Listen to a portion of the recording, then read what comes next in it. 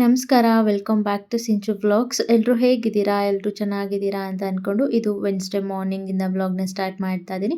ಇವತ್ತು ಹೊರಗಡೆ ಹೋಗೋದಿದೆ, ಹಾಗಾಗಿ ಸ್ವಲ್ಪ ಪರ್ಸ್ನಲ್ ಕೆಲಸ ಇದೆ, ಅದನ್ನೆಲ್ಲ ಮುಗಿಸ್ಕೊಂಬರ್ಬೇಕು ಅಂತ ಹೇಳಿ ಬೇಗನೆ ಇವತ್ತು ಹೊರಡಬೇಕು. ಹಾಗಾಗಿ ಬೇಗ ಅಡುಗೆ ಮಾಡ್ಕೊಳ್ಬೇಕು ಅಂತ ಹೇಳಿ ಅಡುಗೆನ ಮಾಡ್ಕೊಳ್ತಾ ಇದ್ದೀನಿ. ಇವತ್ತು ನಾನು ಮಾಡ್ತಾ ಇರೋವಂಥ ರೆಸಿಪಿ ಎಗ್ ಬಿರಿಯಾನಿ ಮಾಡ್ತಾ ಇದ್ದೀನಿ. ಇದಕ್ಕೆ ನಾನು ಯಾವುದೇ ರೀತಿ ಮಸಾಲೆಗಳನ್ನು ಏನು ರುಬ್ಕೊಳ್ತಾ ಇಲ್ಲ, ಹಾಗೆ ಸಿಂಪಲ್ಲಾಗಿ ಬೇಗ ಮಾಡ್ಕೊಳ್ಬೋದು. ಅದನ್ನು ಹೇಗೆ ಮಾಡ್ಕೊಳ್ತೀನಿ, ನನಗೆ ಟೈಮ್ ಇಲ್ಲದೆ ಇರೋ ಟೈಮಲ್ಲಿ ಬೇಗ ಅಡುಗೆ ಮಾಡ್ಕೊಳ್ಬೇಕು ಅನ್ನೋ ಟೈಮಲ್ಲಿ ನಾನು ಹೇಗೆ ಅಡುಗೆನೆಲ್ಲ ಮಾಡ್ಕೊಳ್ತೀನಿ, ಫಾಸ್ಟಾಗಿ ಹೇಗೆ ಮಾಡ್ತೀನಿ ಅಂತ ತೋರಿಸ್ತೀನಿ. ನಾನಿಲ್ಲಿ ಎಗ್ ಬಿರಿಯಾನಿ ಮಾಡೋದಕ್ಕೆ ಮೊದಲಿಗೆ ಒಂದು ಪ್ಲೇಟಲ್ಲಿ ಏನೇನು ತರಕಾರಿ ಬೇಕು ಅಂದರೆ ಈರುಳ್ಳಿ, ಟೊಮೆಟೊ, ಮೆಣಸಿನ್ಕಾಯಿ, ಹಾಗೆ ಬೆಳ್ಳುಳ್ಳಿ, ಪುದೀನ, ಕೊತ್ತಂಬರಿ, ಶುಂಠಿ ಇದನ್ನೆಲ್ಲ ಒಂದು ಪ್ಲೇಟಲ್ಲಿ ಈ ರೀತಿ ಎತ್ತಿಟ್ಕೊಂಡ್ಬಿಟ್ಟಿದ್ದೀನಿ.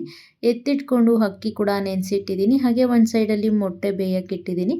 ಇದನ್ನು ಬೇಯಕ್ಕಿಟ್ಟು ಮೊದಲಿಗೆ ನಾನಿಲ್ಲಿ ಈರುಳ್ಳಿನ ಕಟ್ ಮಾಡಿ ಇಟ್ಕೊಂಡ್ಬಿಡ್ತೀನಿ. ಫಸ್ಟು ಈರುಳ್ಳಿನ ಕಟ್ ಮಾಡಿ ಇಟ್ಕೊಂಡು ಮೊದಲಿಗೆ ನಾನು ಏನು ಹಾಕಬೇಕು ಎಗ್ ಬಿರಿಯಾನಿ ಮಾಡೋದಕ್ಕೆ ಅದನ್ನು ತೆಗೆದಿಟ್ಕೊಂಡ್ಬಿಡ್ತೀನಿ. ಇಟ್ಕೊಂಡು ಈಗ ಸ್ಟವ್ ಹಚ್ಕೊಳ್ತಾ ಇದ್ದೀನಿ. ಸ್ಟವ್ ಹಚ್ಕೊಂಡು ಈಗ ಇದಕ್ಕೆ ಎಣ್ಣೆ ಮತ್ತು ತುಪ್ಪನ ಆ್ಯಡ್ ಮಾಡ್ಕೊಳ್ಬೇಕು. ಹಾಗಾಗಿ ಎಣ್ಣೆ ಮತ್ತು ತುಪ್ಪನ ತೊಗೊಂಡು ಆ್ಯಡ್ ಮಾಡ್ಕೊಳ್ತಾ ಇದ್ದೀನಿ. ಹಾಕಿ ನಾನಿಲ್ಲಿ ಈ ಎಲ್ಲ ಗರಂ ಮಸಾಲೆಗಳು ಅಂದರೆ ಪಲಾವ್ಗೆ, ಬಿರಿಯಾನಿಗೆ ಏನೇನು ಬಳಸ್ತೀವಿ ಅಲ್ವಾ, ಚಕ್ಕೆ, ಲವಂಗ, ಇನ್ನು ಈ ಎಲ್ಲ ಸ್ಪೈಸಸ್ಗಳನ್ನು ಹಾಕ್ಕೊಂಡು ಒಂದ್ಸರಿ ಮಿಕ್ಸ್ ಮಾಡ್ಕೊಳ್ತೀನಿ. ನಂತರ ಇದಕ್ಕೆ ಕಟ್ ಮಾಡಿ ಇಟ್ಕೊಂಡಿದ್ದಂಥ ಈರುಳ್ಳಿನ ಹಾಕ್ಕೊಂಡಿದ್ದೀನಿ.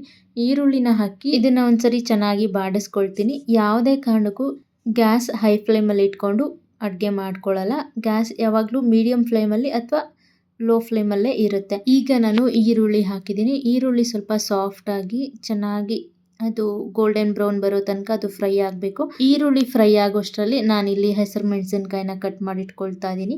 ಹಾಗೆ ಶುಂಠಿ ಕಟ್ ಮಾಡಿಕೊಂಡು ಅದರ ಮೇಲಿರುವಂಥ ಸಿಪ್ಪೆನೆಲ್ಲ ಸುಳ್ಕೊಂಡು ನಂತರ ಈಗ ಬೆಳ್ಳುಳ್ಳಿ ಕೂಡ ಬಿಡಿಸ್ಕೊಳ್ತಾ ಇದ್ದೀನಿ. ಇಲ್ಲಿ ಬೆಳ್ಳುಳ್ಳಿ ಎಲ್ಲ ಬಿಡಿಸ್ಕೊಳ್ತಾ ಹಾಗೆ ಈರುಳ್ಳಿನ ಫ್ರೈ ಮಾಡೋಕ್ಕಿಟ್ಟಿದೆ ಅಲ್ವಾ, ಅದನ್ನು ಕೂಡ ಮಿಕ್ಸ್ ಮಾಡ್ಕೊಳ್ತಾ ಇರ್ತೀನಿ. ಮಿಕ್ಸ್ ಮಾಡಿಕೊಂಡು ಇಲ್ಲಿ ಬೆಳ್ಳುಳ್ಳಿ ಮತ್ತು ಶುಂಠಿನ ತುರ್ಕೊಳ್ತೀನಿ. ಈ ಶುಂಠಿ ಬೆಳ್ಳುಳ್ಳಿ ಪೇಸ್ಟ್ ಇದ್ರೆ ಕೂಡ ಇನ್ನೂ ಹೆಲ್ಪ್ ಆಗುತ್ತೆ, ಇನ್ನೂ ಫಾಸ್ಟ್ ಆಗುತ್ತೆ. ಈ ಟೈಮಲ್ಲಿ ಸ್ವಲ್ಪ ಬೇಗನೆ ಮಾಡ್ಕೊಳ್ಬೋದು, ಯೂಸ್ಫುಲ್ ಅಂತ ಹೇಳ್ಬೋದು. ಇಲ್ಲ ಅಂದರೆ ಶುಂಠಿ ಬೆಳ್ಳುಳ್ಳಿನ ಡೈರೆಕ್ಟಾಗಿ ಈ ರೀತಿ ಪಾತ್ರೆಗೆ ತುರಿದು ಹಾಕ್ಕೊಳ್ಬೋದು. ಕೆಲವ್ರಿಗೆ ಶುಂಠಿ ಬಾಯಿಗೆ ಸಿಕ್ಕರೆ ಇಷ್ಟ ಆಗಲ್ಲ ನೋಡಿ, ಅಂಥವ್ರಿಗೆ ಈ ರೀತಿ ತುರಿದು ಹಾಕ್ಕೊಂಡ್ರೆ ಚೆನ್ನಾಗಿರುತ್ತೆ, ಅವ್ರಿಗೆ ಗೊತ್ತು ಆಗಲ್ಲ. ಇನ್ನು ಈಗ ಶುಂಠಿ ಬೆಳ್ಳುಳ್ಳಿನ ತುರಿದು ಹಾಕ್ಕೊಂಡು ಅದನ್ನು ಕೂಡ ಚೆನ್ನಾಗಿ ಮಿಕ್ಸ್ ಮಾಡ್ಕೊಳ್ತೀನಿ. ಅದರಲ್ಲಿನ ಹಸಿ ಸ್ಮೆಲ್ ಎಲ್ಲ ಹೋಗಬೇಕು, ಅದು ಹಸಿ ಸ್ಮೆಲ್ ಹೋಗೋ ತನಕ. ಅಷ್ಟರಲ್ಲಿ ಈಗ ಟೊಮೆಟೊ ಕೂಡ ಕಟ್ ಮಾಡಿ ಸೇರಿಸ್ಕೊಳ್ತಾ ಇದ್ದೀನಿ. ಟೊಮೆಟೊ ಕೂಡ ಕಟ್ ಮಾಡಿ ಸೇರಿಸ್ಕೊಂಡು ಇದನ್ನು ಕೂಡ ಚೆನ್ನಾಗಿ ಮಿಕ್ಸ್ ಮಾಡ್ಕೊಳ್ತೀನಿ. ಟೊಮೆಟೊ ಸಾಫ್ಟ್ ಆಗಬೇಕು. ಈಗಲೂ ಸ್ಟವ್ ಸಿಮ್ಮಲ್ಲೇ ಇರುತ್ತೆ. ಟೊಮೆಟೊ ಸಾಫ್ಟ್ ಆಗ್ತಾ ಇರುತ್ತೆ, ಅದು ಚೆನ್ನಾಗಿ ಸಾಫ್ಟ್ ಆಗೋ ತನಕ. ಅಷ್ಟರಲ್ಲಿ ನಾನಿಲ್ಲಿ ಇದಕ್ಕೆ ಏನೇನು ಮಸಾಲೆ ಹಾಕ್ಕೊಳ್ಬೇಕು ಅದನ್ನೆಲ್ಲ ಒಂದು ಪ್ಲೇಟ್ಗೆ ಹಾಕ್ಕೊಂಡು ಬಿಡ್ತೀನಿ. ನಾನಿಲ್ಲಿ ಗರಂ ಮಸಾಲ, ಧನಿಯಾ ಪುಡಿ, ಹಾಗೆ biryani masala, Kashmiri chilli powder, pepper ಇದಿಷ್ಟನ್ನು ಒಂದು ಪ್ಲೇಟ್ಗೆ ಹಾಕಿಟ್ಕೊಂಡ್ಬಿಡ್ತೀನಿ. ಹಾಕಿಟ್ಕೊಂಡು ನಾನಿಲ್ಲಿ ಈಗ ಟೊಮೆಟೊ ಹಾಕಿದ್ದೆ ಅಲ್ಲ, ಅದು ಕೂಡ ಸಾಫ್ಟಾಗಿ ಆಗಿತ್ತು. ಈಗ ಅದನ್ನು ಒಂದ್ಸರಿ ಚೆನ್ನಾಗಿ ಮಿಕ್ಸ್ ಮಾಡಿಕೊಂಡು ಇದಕ್ಕೆ ಸ್ವಲ್ಪ ಕರ್ಡನ್ನು ಆ್ಯಡ್ ಮಾಡ್ಕೊಳ್ತಾ ಇದ್ದೀನಿ. ಕರ್ಡ್ ಹಾಕಿ ಇದನ್ನು ಮತ್ತೆ ಒಂದೆರಡು ಸರಿ ಚೆನ್ನಾಗಿ ಮಿಕ್ಸ್ ಮಾಡಿಕೊಂಡು ಇದಕ್ಕೆ ಈಗ ನಾನು ಆಗಲೇ ತೋರಿಸಿದಂಥ ಈ ಎಲ್ಲ ಮಸಾಲ ಪೌಡರ್ಗಳನ್ನು ಸೇರಿಸ್ಕೊಳ್ತಾ ಇದ್ದೀನಿ. ಇಲ್ಲಿ ಧನಿಯಾ ಪುಡಿ, ಬಿರಿಯಾನಿ ಪೌಡರ್, ಹಾಗೆ garam masala, Kashmiri chilli powder, pepper ಇದಿಷ್ಟು ಮಸಾಲ ಪೌಡರ್ಗಳನ್ನು ಹಾಕ್ಕೊಳ್ತಾ ಇದ್ದೀನಿ.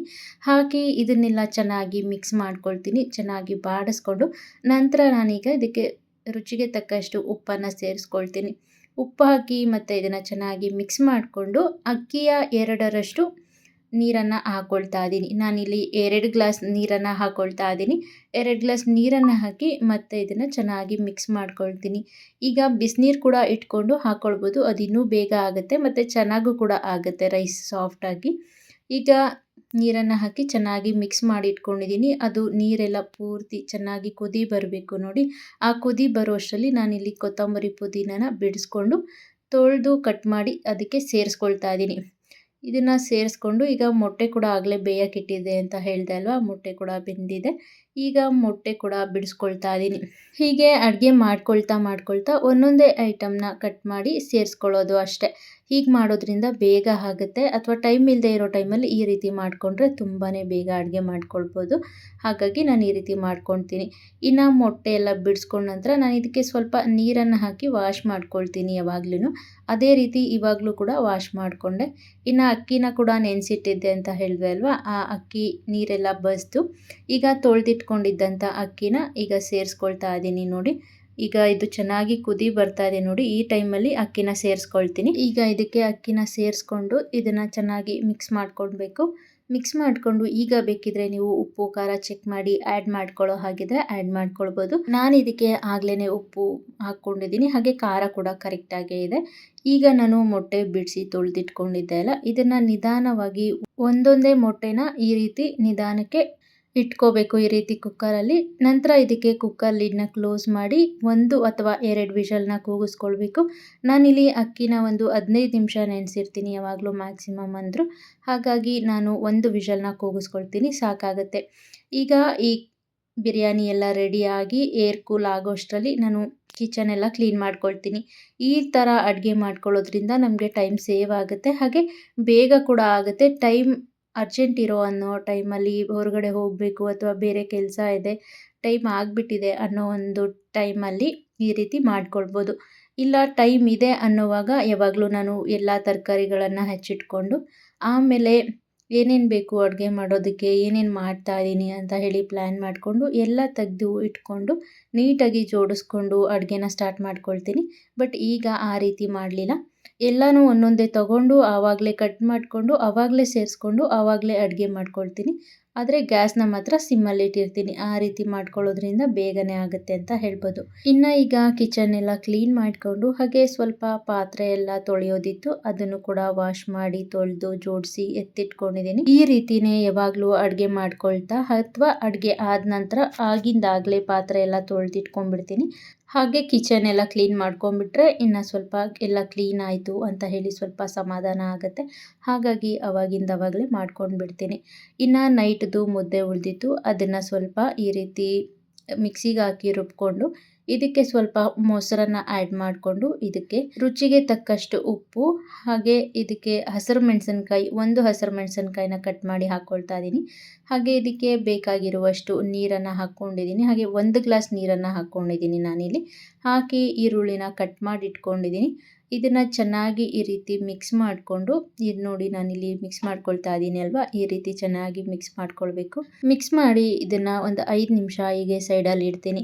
ಇದನ್ನು 5 ನಿಮಿಷ ಬಿಡದೆ ಹಾಗೆ ಕೂಡ ಕುಡಿಬೋದು. ಇದನ್ನು ಕುಡಿಯೋದ್ರಿಂದ ಆರೋಗ್ಯಕ್ಕೆ ತುಂಬಾ ಒಳ್ಳೆಯದು, ಹಾಗೆ ತಂಪಾಗಿರುತ್ತೆ. ನೀವುಗಳು ಈ ರೀತಿ ಯಾರೆಲ್ಲ ನೈಟ್ ಉಳಿದಿರೋ ಮುದ್ದೆಯಿಂದ ಮಾಡ್ಕೊಂಡು ಕುಡ್ದಿದ್ದೀರಾ ಅಂತ ಕುಡ್ದಿರೋರು ಇದ್ದರೆ ದಯವಿಟ್ಟು ಕಮೆಂಟ್ ಮಾಡಿ ನನಗೂ ತಿಳಿಸಿ ಅಂತ ಹೇಳ್ತೀನಿ.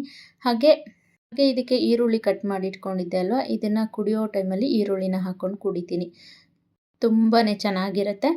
ಇನ್ನು ಈಗ ಬಿರಿಯಾನಿ ಕೂಡ ರೆಡಿ ಆಯಿತು. ನೀವು ನೋಡ್ತಾ ಇರ್ಬೋದು, ಕುಕ್ಕರ್ ಲಿಡ್ನ ಓಪನ್ ಮಾಡಿ ಇದನ್ನು ಚೆನ್ನಾಗಿ ಮಿಕ್ಸ್ ಮಾಡಿಕೊಂಡು ಈಗ ಪ್ಲೇಟ್ಗೆ ಸರ್ವ್ ಮಾಡ್ತಾ ಇದ್ದೀನಿ.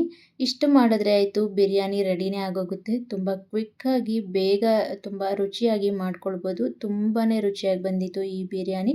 ಖಂಡಿತ ನೀವು ಈ ಬಿರಿಯಾನಿನ ಟ್ರೈ ಮಾಡಿ, ಹಾಗೆ ಹೇಗಿತ್ತು ಅಂತ ಕಮೆಂಟ್ ಮಾಡಿ. ನಿಮಗೆ ಇಷ್ಟ ಆದರೆ ಪ್ಲೀಸ್ ಒಂದು ಲೈಕ್ ಮಾಡಿ, ಹಾಗೆ ನಿಮ್ಮ ಫ್ಯಾಮಿಲಿ ಫ್ರೆಂಡ್ಸ್ಗೆಲ್ಲ ಶೇರ್ ಮಾಡಿ ಅಂತ ಹೇಳ್ತೀನಿ.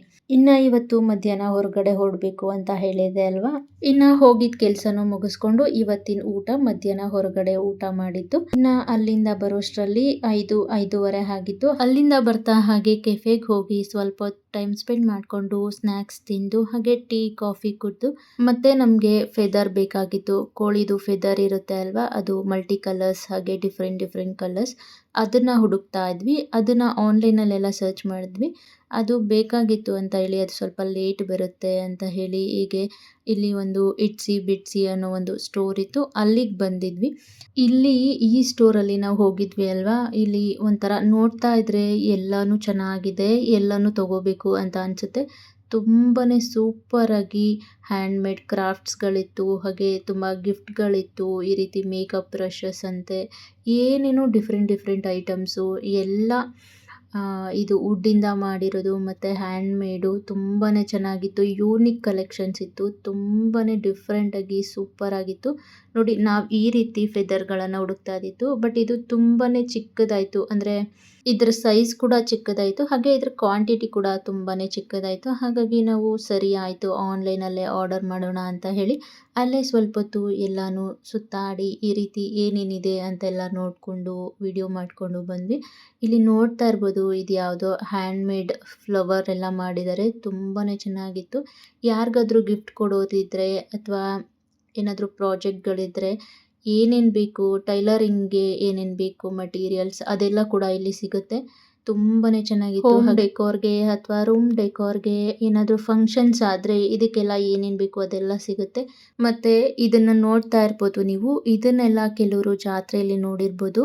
ಈ ಜಾತ್ರೆಗಳು ಮಾಡೋ ಹತ್ರ ಊರುಗಳಲ್ಲಿ ಈ ಸಂತೆಯಲ್ಲಿ ಇಟ್ಕೊಂಡಿರ್ತಾರೆ ಇದನ್ನೆಲ್ಲ ಮೆಹಂದಿ ಥರ ಹಾಕೋದಕ್ಕೆ. ಅಲ್ಲಿ ನಾನು ಕೂಡ ಹಾಕ್ಸ್ಕೊಂಡಿದ್ದೀನಿ. ನೀವು ಯಾರಾದರೂ ಹಾಕ್ಸ್ಕೊಂಡಿದ್ದೀರಾ ಅಂತ ಹೇಳಿ ಕಮೆಂಟ್ ಮಾಡಿ. ಮತ್ತು ಇದು ನೋಡ್ತಾ ಇರ್ಬೋದು ಆರ್ಟಿಫಿಷಿಯಲ್ ಫ್ಲವರ್ಸ್, ಬಟ್ ಇದು ನಿಜವಾಗ್ಲೂ ರಿಯಲ್ ಫ್ಲವರ್ಸ್ ಥರನೇ ಫೀಲ್ ಆಗ್ತಾ ಇದೆ. ಅಷ್ಟು ಚೆನ್ನಾಗಿದೆ, ತುಂಬಾ ಬ್ಯೂಟಿಫುಲ್ ಆಗಿದೆ. ನಾನಂತೂ ನೋಡ್ತಾನೆ ಇದ್ದೀನಿ ಎಲ್ಲನೂ. ಇನ್ನೂ ನೋಡಬೇಕು ಅಥವಾ ಎಲ್ಲ ತೊಗೊಳ್ಬೇಕು ಅಂತ ಅನಿಸ್ತಾ ಇತ್ತು. ಮತ್ತು ಇಲ್ಲಿ ನೀವು ನೋಡ್ತಾ ಇರ್ಬೋದು ಇದೆಲ್ಲ ವುಡ್ಡಿಂದ ಮಾಡಿರೋದು ಮತ್ತು ರಿಯಲ್ ಸ್ಟೋನ್ಸಿಂದ ಮಾಡಿರೋದು. ಇದು ಚಿಕ್ಕ ಚಿಕ್ಕ ಮಕ್ಕಳಿಗೆ ಅಥವಾ ದೊಡ್ಡೋರಿಗೆ ಎಲ್ಲರಿಗೂ ಇದೆ. ತುಂಬಾ ಡಿಫ್ರೆಂಟ್ ಕಲರ್ಸ್ ಮತ್ತು ಮಲ್ಟಿ ಕಲರ್ಸ್ ಇದೆಲ್ಲ ತುಂಬಾ ಚೆನ್ನಾಗಿದೆ. ಇದು ಚೆನ್ನಾಗಿರೋ ತಕ್ಕಂತೆಯೇ ಇದ್ರ ಪ್ರೈಸ್ ಕೂಡ ಜಾಸ್ತಿನೇ ಇದೆ. ಹಾಗೆ ಇಲ್ಲಿ ನೀವು ನೋಡ್ತಾ ಇರ್ಬೋದು ಎಷ್ಟೊಂದು ಕಲೆಕ್ಷನ್ಸ್ ಇದೆ. ಇದು ನೋಡ್ಬೋದು ಎಷ್ಟು ಕ್ಯೂಟ್ ಆಗಿದೆ. ಚಿಕ್ಕ ಪುಟ್ಟ ಮಕ್ಕಳಿಗೆ ಹಾಕ್ಬೋದು. ಹಾಗೆ ಇಲ್ಲಿ ನೋಡ್ಬೋದು ಗಿಫ್ಟಿಂಗ್ ಆಕ್ಸೆಸರೀಸ್, ಗಿಫ್ಟ್ ಬಾಕ್ಸ್ಗಳು, ಮತ್ತೆ ಇದು ಮೆಟಲ್ ಚಾಮ್ಸ್. ಇದು ಬಟ್ಟೆಗೆಲ್ಲ ಡಿಸೈನ್ ಮಾಡ್ತಾರೆ ಅಲ್ವಾ, ಇದಕ್ಕೆಲ್ಲ ಯೂಸ್ ಮಾಡ್ಕೊಳ್ತಾರೆ. ನಾವ್ ಇಲ್ಲಿಗೆ ಬಂದಿದ್ದೆ ಒಂದು ರೀಸನ್, ಏನೋ ಒಂದು ಹುಡ್ಕೊಂಡು ಬಂದ್ವಿ, ಬಟ್ ಅದು ಸಿಗ್ಲಿಲ್ಲ. ಹಾಗೆ ಇಲ್ಲಿ ಕಲೆಕ್ಷನ್ಸ್ ಎಲ್ಲ ಚೆನ್ನಾಗಿತ್ತು ಅಂತ ಹೇಳಿ ಹಾಗೆ ಪೂರ್ತಿ ನೋಡಿಕೊಂಡು ಹಾಗೆ ವಿಡಿಯೋ ಕೂಡ ಮಾಡಿಕೊಂಡೆ. ನೆಕ್ಸ್ಟ್ ಟೈಮ್ ಏನಾದರೂ ಬೇಕಿದ್ರೆ ಬರ್ಬೋದು ಅಂತ ಹೇಳಿ. ಇನ್ನು ನನ್ನ ಹಸ್ಬೆಂಡು ಹೋಗೋಣ ಬಾ ಅಂತ ಹೇಳಿ ಪೀಡಿಸ್ತಾ ಇದ್ರು. ಹೆಣ್ಮಕ್ಳೇ ಇಷ್ಟು ಅಲ್ವಾ, ನೋಡ್ತಾ ಇದ್ರೆ ನೋಡ್ತಾನೆ ಇರಬೇಕು ಅಥವಾ ತಗೊಳ್ಬೇಕು ಅಂತ ತುಂಬ ಆಸೆ ಆಗುತ್ತೆ. ಯಾವ್ದು ತಗೊಳ್ಳೋದು ಯಾವ್ದು ಬಿಡೋದು ಅಂತಾನೆ ಗೊತ್ತಾಗಲ್ಲ. ಹೆಣ್ಮಕ್ಳಿಗೆ ಶಾಪಿಂಗ್ ಅಂದರೆ ಇಷ್ಟ, ಬಟ್ ಗಂಡ್ಮಕ್ಳಿಗೆ ಕಾಯೋದಂದರೆ ಕಷ್ಟ. ಹಾಗಾಯಿತು. ಇನ್ನು ಈ ವ್ಲಾಗ್ನ ಇಲ್ಲಿಗೆ ಮುಗಿಸ್ತಾ ಇದ್ದೀನಿ. ಯಾರೆಲ್ಲ ನನ್ನ ಚಾನಲ್ನ ಸಬ್ಸ್ಕ್ರೈಬ್ ಮಾಡದೆ ನೋಡ್ತಾ ಇದ್ದೀರಾ, ಪ್ಲೀಸ್ ಸಬ್ಸ್ಕ್ರೈಬ್ ಮಾಡ್ಕೊಂಡು ನೋಡಿ ಅಂತ ಹೇಳ್ತೀನಿ. ಈ ವ್ಲಾಗ್ ನಿಮಗೆ ಇಷ್ಟ ಆಗಿದ್ರೆ ಪ್ಲೀಸ್ ಒಂದು ಲೈಕ್ ಮಾಡಿ, ಹಾಗೆ ನಿಮ್ಮ ಫ್ಯಾಮಿಲಿ ಫ್ರೆಂಡ್ಸ್ಗೆಲ್ಲ ಶೇರ್ ಮಾಡಿ ಅಂತ ಹೇಳ್ತಾ ಮತ್ತೆ ಸಿಗ್ತೀನಿ. Thank you for watching. Take care. Bye.